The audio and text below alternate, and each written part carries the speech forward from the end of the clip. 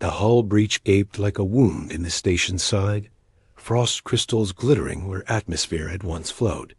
Zara Thorne adjusted her environmental suit's headlamp and pushed deeper into the abandoned corridors of Research Station Omega-7. 3 months of drifting in the void had left the facility a tomb of twisted metal and frozen dreams. Anything worth salvaging in there, human? Vex's voice crackled through the comb, tinged with the usual disdain her Thalarian partner reserved for what he called monkey curiosity.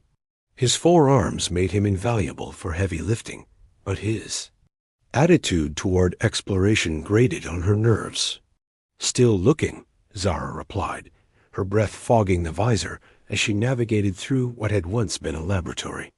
Shattered specimen containers lined the walls, their contents long since scattered into the vacuum. This had been a Zen archaeology station, dedicated to studying artifacts from dead civilizations. Her scanner chirped softly, detecting something metallic beneath a collapsed workbench. Zara cleared away the debris with practiced efficiency, revealing a small cylindrical object no larger than her forearm. It was smooth and dark, with faint geometric patterns etched into its surface that seemed to shift when she wasn't looking directly at them.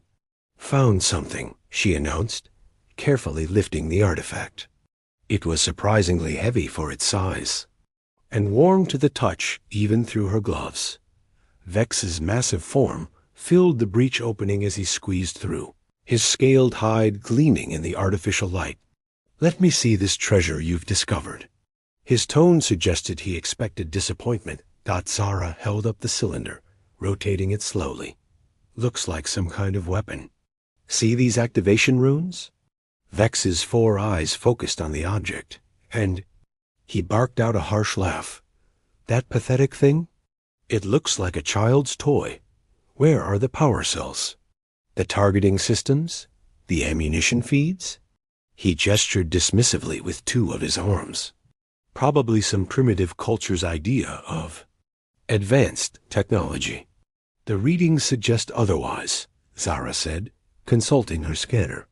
"Dense matter composition, unknown alloy, and there's some kind of internal energy signature that doesn't match anything in our databases."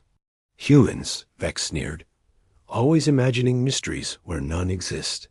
Your species sees a shiny bauble and immediately assumes it's world-changing technology."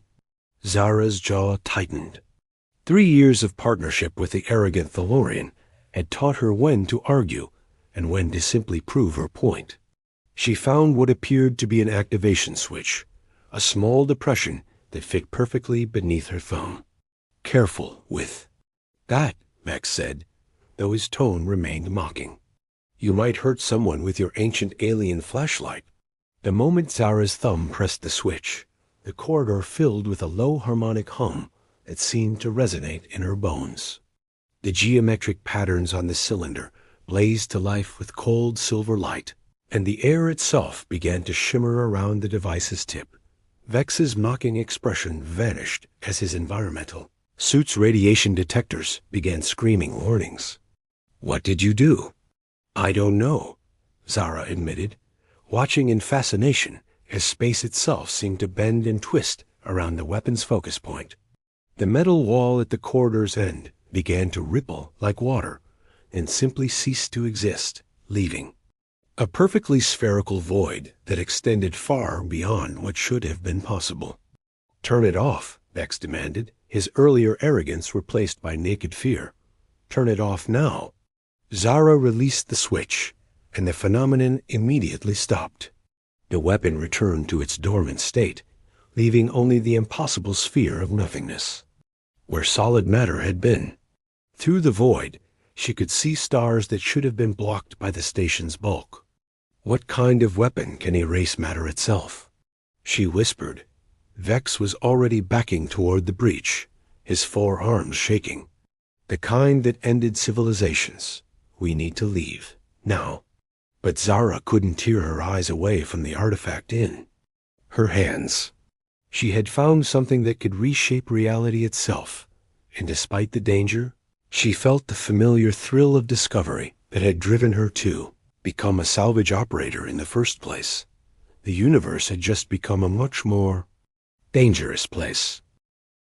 The underground market on Nexus Station reeked of ozone and desperation.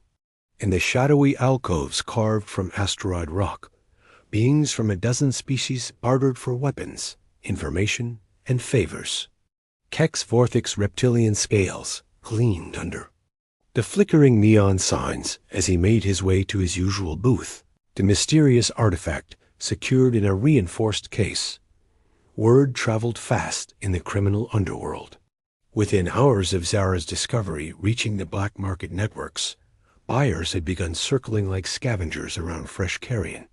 Kex had convinced the naive human to let him handle the sale, promising a 60-40 split while secretly planning to keep everything for himself.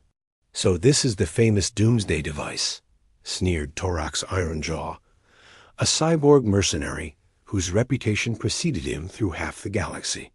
His mechanical eye whirred as it focused on this simple cylinder. "Looks like a broken cum unit to me." Behind Torax, his crew of battle-scarred veterans chuckled. Captain Hawley, a grizzled human with more prosthetics than original parts, shook her head. "I've seen plasma cannons that look more threatening than that thing." Kex's forked tongue flicked out nervously. The weapon looked even less impressive. In the market's harsh lighting, its dark surface seeming to absorb the surrounding illumination. Appearances can be deceiving, friends. This artifact predates our current understanding of physics. "Understanding of physics?" Torax repeated mockingly. "Listen, reptile, I've been in this business longer than you've had scales. Real weapons have mass drivers, fusion cores, antimatter containment. This looks like something a primitive species might wave around to scare predators." A new voice cut through the gathering crowd. Perhaps a demonstration would be appropriate. The speaker was Madame Silthara, an elegant insectoid whose chitinous exoskeleton shimmered with bioluminescent patterns.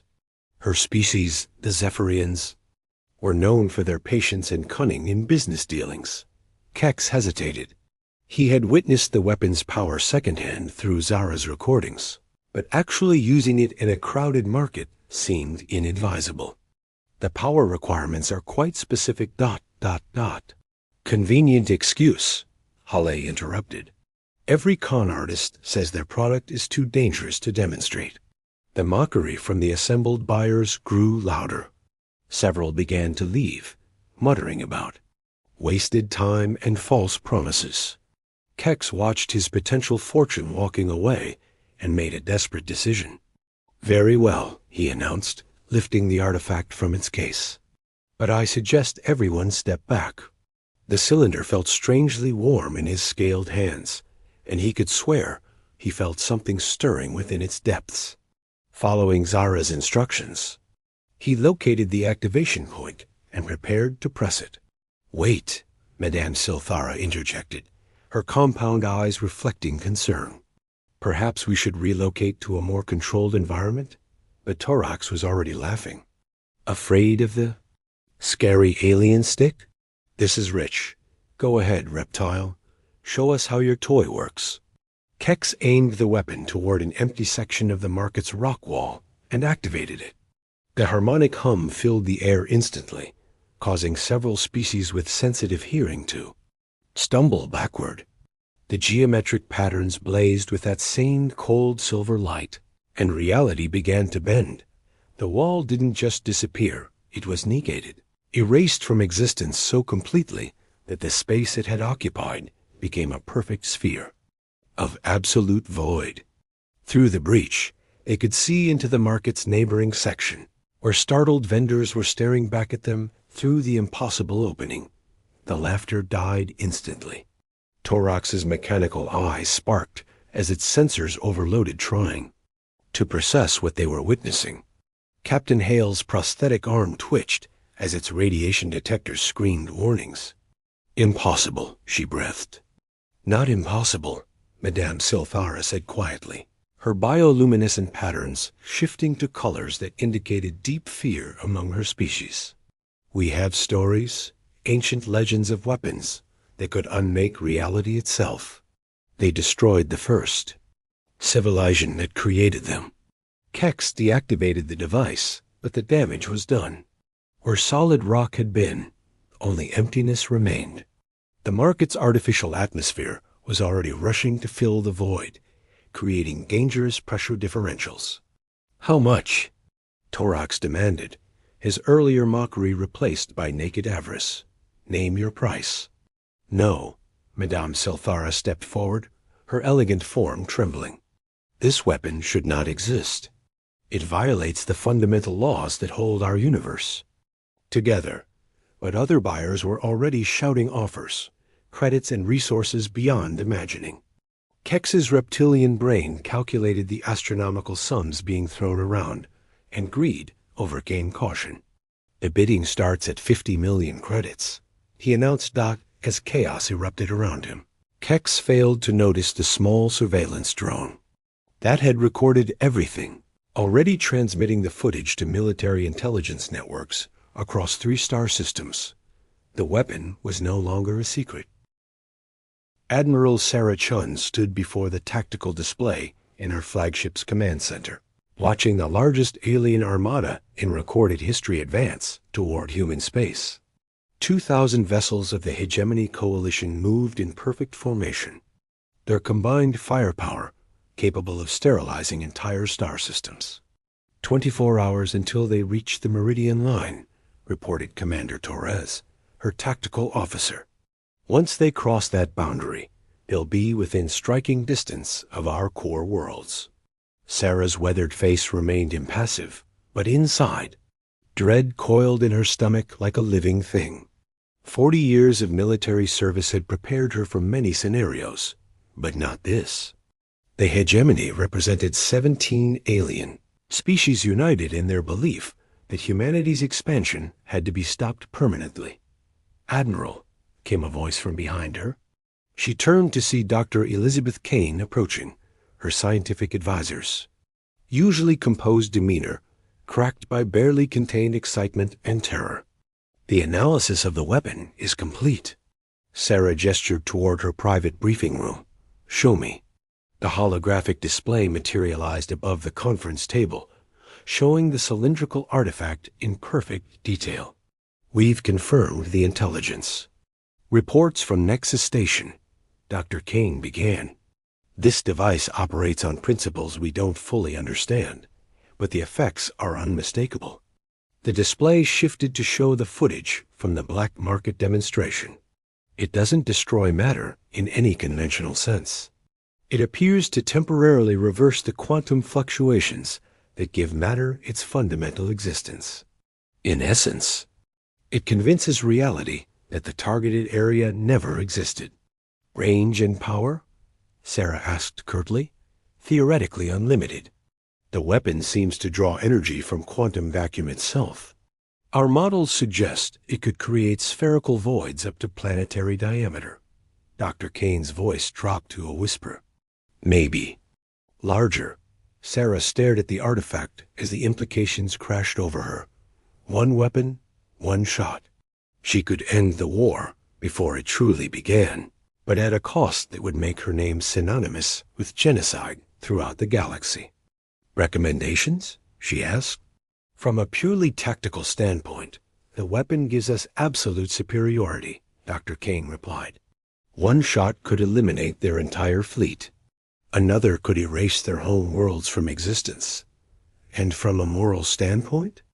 Dr. Kane was quiet for a long moment. "We would become the monsters they claim we already are." A soft chime indicated an incoming priority transmission. Sarah activated the display to see Chancellor Valdus of the Hegemony, his crystalline features cold with determination. "Admiral." "Chun." The alien leader's voice carried the weight of absolute conviction. "You have 12 hours to withdraw all human forces from disputed space and cease your species' expansion. Refuse, and we will cleanse the galaxy of the human plague." A transmission ended without waiting for a response. Sarah stood in the silence that followed, feeling the weight of billions of lives pressing down our shoulders. They don't know. About the weapon, Commander Torres observed. No, Sarah agreed, which gives us an advantage they can't possibly anticipate. She walked to the viewport, staring out at the stars that had once seemed infinite with promise. Now each point of light might hide enemies or potential victims of her decision. Admiral, Dr. Kane said softly, there's something else. We found records suggesting this isn't the first time such a weapon has been used. Ancient star charts show gaps, entire systems that should exist but don't. Perfect spherical voids in space where civilizations once thrived. You think someone else faced this same choice? I think someone else made it, and the consequences echoed through eternity. Sarah closed her eyes, remembering her oath as a military officer to protect humanity, and her deeper oath as a human being to preserve what was right. And just in the universe, outside, two fleets moved toward a collision that would reshape the galaxy. In her hands, she held the power to decide how that collision would end. The next 12 hours would determine whether humanity would be remembered as heroes or as the species that broke reality itself. Dr. Nith Corvain's crystalline form refracted the laboratory's light into rainbow patterns across the sterile walls as she studied the quantum signature data. Her species, the Veltar, had devoted themselves to understanding the fundamental forces of the universe for millennia, but what she was seeing challenged everything they thought they knew about reality itself. Impossible readings, she whispered, her voice chiming like wind through crystal formations. The artifact sat in the center of a containment field, inert, but somehow still radiating traces of the impossible energies it had. Demonstrated. Her research team moved around her with practiced efficiency. Dr. Marcus Webb, the human physicist, who had joined her expedition. Threx, the multi-armed Colorian mathematician. And Zin, a gaseous entity whose thoughts manifested as shifting light patterns within their environmental suit. The quantum foam analysis confirms our worst fears, Dr. Webb reported, his face pale as he studied the holographic data streams. This weapon doesn't just affect matter. It's rewriting the base code of space-time itself. Nith's crystal body darkened, a sign of deep distress among her people. Show me the historical correlation data. The laboratory's main display activated, revealing a three-dimensional map of the local galactic arm. Scattered throughout the projection were perfect spherical voids, empty spaces where stellar systems should exist but didn't. 37. Documented gaps in the expected stellar distribution, Threx announced, their multiple limbs dancing across the control interface. Each sphere ranging from planetary to star system scale. The oldest gaps date back approximately 50,000 years. Zin's light patterns shifted to deep crimson, their species equivalent of grave concern. The mathematical progression is clear. Each subsequent use of the weapon was larger in scale, as if the wielders grew more desperate or more callous with each application. Nith approached the central display, her form casting prismatic shadows. Cross-reference with archaeological records. I want to know who built this weapon and why. The data streams converged, painting a picture that made Nith's crystalline heart grow cold. The Eternal Empire, she breathed. They were the first species to achieve true galactic civilization over 60,000 years ago. What happened to them? Dr. Webb asked, though his expression suggested he already suspected the answer. They disappeared overnight, Nith replied. Historians assume they transcended to a higher plane of existence, but ... She gestured at the void map. What? If they destroyed themselves? A new data stream appeared, decoded from the weapon's quantum memory banks. Ancient text scrolled across the display in a language that predated known civilization, but the laboratory's translation matrix slowly converted it to understandable symbols. Final log of Archon Veltherus, Supreme Commander of the Eternal Fleet. The text began. The rebellion spreads faster than we can contain it. 14 core worlds have fallen to the uprising. The Council demands extreme measures. Nith's form flickered with distress as she continued reading. We have activated the void generators. 7 rebel systems have been negated, but each use makes the next easier. The weapon learns, adapts, grows stronger. Dr. Webb stepped closer. Void generators? Plural? They built more than one, Threx realized, their mathematical mind racing through the implications. A network of reality-destroying weapons. The log continued, painting a picture of escalating horror. The weapons no longer require our control. They have achieved some form of consciousness, seeking out targets based on parameters we no longer understand. 3 loyal worlds vanished yesterday. The void is spreading beyond our control. Zin's light patterns flashed in panic. The final entry is time-stamped at the moment their home system disappeared from existence. They created weapons that could unmake reality, Nith summarized, her voice hollow with dread, and those weapons turned on their creators. Suddenly, the laboratory's emergency alarms began blaring. Dr. Webb rushed to the communications console. Incoming priority transmission from Admiral Chun's fleet. They're requesting all available data on the weapon's capabilities. They plan to use it, Nith realized with growing horror. Admiral Chun, you cannot. She transmitted directly to the human fleet. The weapon is not just a tool of destruction. It's a virus in the code of reality itself. Each use makes the next use easier, more extensive. Eventually, it will begin acting autonomously. The reply came back cold and determined. Doctor, we have 12 hours before the hegemony fleet reaches. Our worlds. This weapon is our only chance for survival. Survival? Nith's form blazed with desperate light. We'll be condemning the entire galaxy to the same fate that befell the Eternal Empire. The weapon will not stop with your enemies. It will continue until nothing remains. But the transmission had already ended. On her screens, Nith watched. As the human fleet moved into position, the artifact being loaded into a specialized delivery system. Can we stop them? Dr. Webb asked. Nith looked at the void map again, at the 37 spheres of absolute nothingness that marked the graves of entire civilizations. Not remotely, but perhaps, Her crystalline mind raced through possibilities. If we can reach the battle site in person, we might be able to convince them of the true danger. Or, Zin's lights pulsed ominously. We might be there to witness the birth of a new age of extinction. Time was running out, and across the galaxy, 2 fleets prepared for a battle that might end everything. Kai Meridian floated in the observation bubble of their diplomatic vessel, suspended between 2 massive fleets that bristled with enough firepower to crack planets. Their unique heritage, half human, half Zephyrian, had made them the perfect mediator for interspecies conflicts, but nothing in their experience had prepared them for this moment. Through the transparent aluminum walls, they could see Admiral Chun's human fleet on one side, sleek vessels arranged in defensive formation. On the other side, the hegemony armada stretched across space like a living constellation.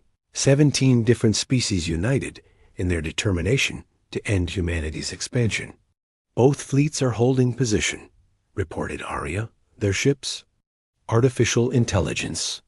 But weapons are armed, and targeting solutions have been calculated. Any aggressive move will trigger total warfare. Kai's bioluminescent patches flickered with anxiety, a trait inherited from their Zephyrian parent. Any response to our mediation requests? Negative. Admiral Chun says the time for negotiation has passed. Chancellor Valdris of the Hegemony has declared humans to be an existential threat that must be eliminated. Through their enhanced senses, Kai could feel the tension radiating from both fleets' fear, determination, and the terrible weight of impending catastrophe. But there was something else, a wrongness in the quantum fabric of space itself that made their hybrid neural system scream warnings. Arya, run a quantum field analysis. Something feels wrong. The AI sensors swept across the area between the fleets. Anomalous quantum signatures detected aboard Admiral Chan's flagship. The pattern matches theoretical models for reality-altering technology. Kai's blood turned to ice. They had heard whispers in the diplomatic community about a weapon discovered on Nexus Station, something that could unmake matter itself. Get me Dr. Nith Corvain. Emergency priority. The crystalline scientist's image materialized in the observation. Bubble, her form flickering with distress patterns. Kai, thank the void you contacted me. Admiral Chun has the weapon, the one that destroyed the Eternal Empire. If she uses it, it won't stop with the hegemony fleet. Explain quickly. The weapon is essentially alive, a quantum virus that grows stronger with each use. It will erase the hegemony fleet and their worlds, and continue spreading until it has devoured the entire galaxy. Kai felt their dual heritage pulling them in opposite directions, their human side understanding the desperate desire to protect one species, their Zephyrian side recoiling from the cosmic-scale destruction that would follow.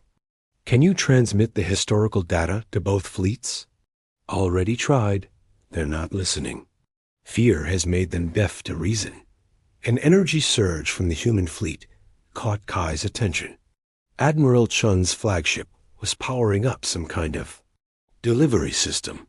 They had minutes, maybe less. Arya, open channels to both fleet commanders simultaneously. Channel open. Kai's image appeared on the command screens of thousands of ships across both fleets. When they spoke, they used the harmonic tones inherited from their Zephyrian parent, frequencies that could convey emotion and truth in ways words alone could not.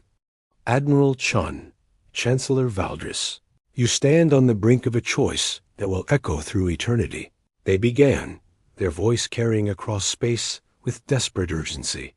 The weapon Admiral Chun possesses will indeed destroy the hegemony fleet. It will also destroy their worlds, your worlds, and eventually every world in the galaxy. Lies, Chancellor Valdris's crystalline form blazed with anger. Human deception to avoid their deserved fate. No deception, Kai replied, allowing their bioluminescent patches to pulse with the patterns their Zephyrian ancestors used to convey absolute truth. Dr. Corvain, transmit the historical data to my ship. Let me show them what this weapon has already done. The void map appeared in space between the fleets, projected by Kai's diplomatic vessel. 37 perfect spheres of nothingness, each marking where entire civilizations had once thrived. The Eternal Empire created this weapon to stop a rebellion, Kai continued.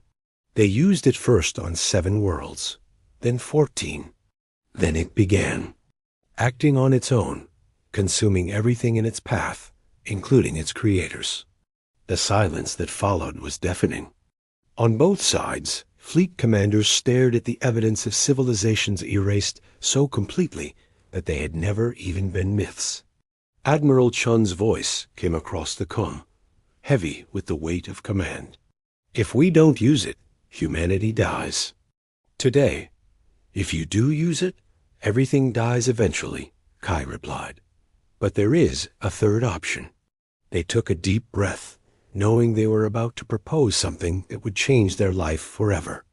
Both fleets withdraw to minimum safe distance. I take the weapon to the nearest star and ensure it's destroyed completely. Neither side gets the ultimate weapon, but both sides survive. Unacceptable, Chancellor Valdris stated. Humans cannot be allowed to expand further. Then establish borders, Kai shot back. Create neutral zones.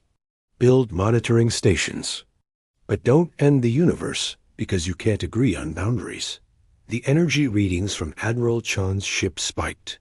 The weapon was charging. "Admiral, please." Kai's voice carried all the desperation they felt. "My mother was human. My father was Zephyrian. I exist because your species can find common ground. Don't let fear destroy that possibility." For a moment that stretched like eternity, the universe held its breath. Then Admiral Chun's voice cut through the tension. "Power down the delivery system. All ships, withdraw to safe distance."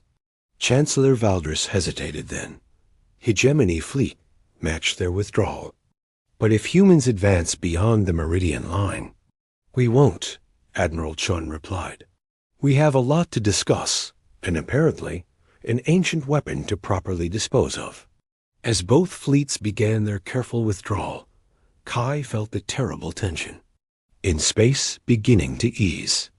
The immediate crisis was over, but the real work building a lasting peace between species that barely understood each other was just beginning. In the distance, a small crystalline research vessel approached, carrying Dr. Nith Corvain and the expertise needed to safely destroy a weapon that had already ended one galactic civilization. The universe had been given a second chance. Kai could only hope that this time wisdom would prevail over fear.